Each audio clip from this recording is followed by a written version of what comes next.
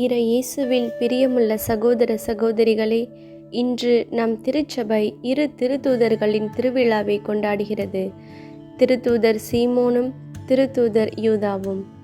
இவர்கள் இயேசுவின் 12 சீடர்களில் இருவர். இவர்களின் வாழ்க்கை நமக்கு கூறும் ஒரு முக்கியமான செய்தி என்னவென்றால், நாம் சிறியவர்களாக இருந்தாலும் நம் விசுவாசத்தில் உறுதியானவர்களாக இருந்தால் இறைவன் நம்மை கொண்டு அரும்பெரும் காரியங்களை செய்வார் என்பது. இதைத்தான் இன்றைய முதல் வாசகத்தில் பவுல் சொல்கிறார். நீங்கள் இனிமேல் வெளிநாட்டவர்கள் அல்ல, கடவுளுடைய குடும்பத்தினராய் இருக்கிறீர்கள். நாம் அனைவரும் இயேசுவின் மீது நம்பிக்கை வைத்து ஒரு ஆன்மீக கட்டிடமாகி வருகிறோம். அந்த கட்டிடத்தின் மூலைக்கல் இயேசுவே. திருத்தூதர்களும் இறைவாக்கினர்களும் அதன் அடித்தளமாக இருக்கிறார்கள்.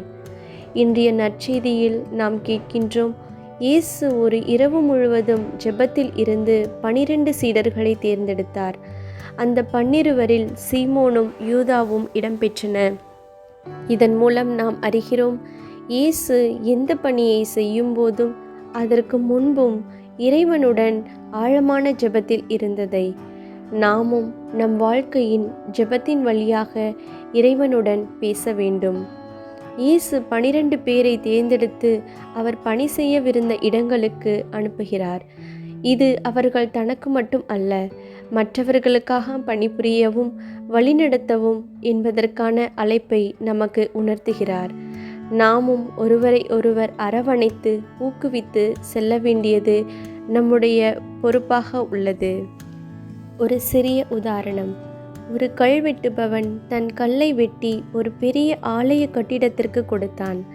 அந்த கல் மற்ற கற்களுடன் சேர்ந்து அடித்தளத்தில் புதையுண்டது. அவன் யோசித்தான், என் கல் தெரியாத போது என் பணி பயனற்றதா?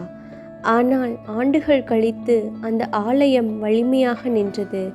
காரணம், அவன் வெட்டிய கல் அடித்தளத்தில் உறுதியாக இருந்தது. அதுபோல் திரு சீமோனும் யூதாவும் வெளிச்சத்தில் பிரபலமில்லாதவர்கள்.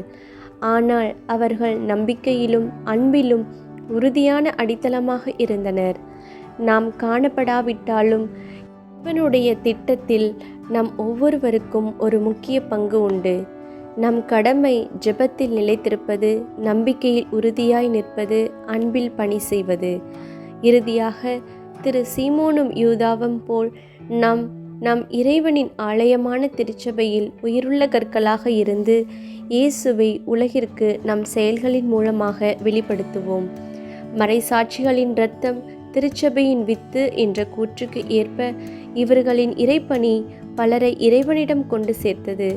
இவர்களின் வழித்தோன்றலாகிய நம் மூலமும் எத்தனை பேர் இறைவனை அறிந்து கொண்டனர், எத்தனை மக்கள் என்னால் இயேசுவின் அன்பை உணர்ந்துள்ளனர் என்பதை நாம் சிந்திப்போம்.